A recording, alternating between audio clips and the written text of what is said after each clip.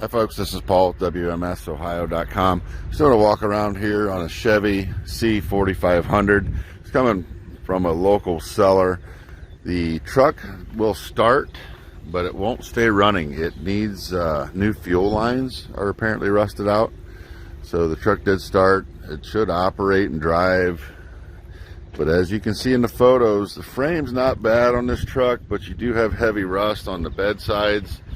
The bed floor's got a few holes in it.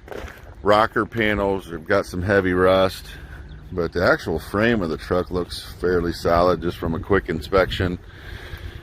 We can load this truck for you. It's located at our yard here in Upper Sandusky, Ohio. So send a truck. We'll get this unit on him for you, or a tow truck can take it out of here, whichever you prefer.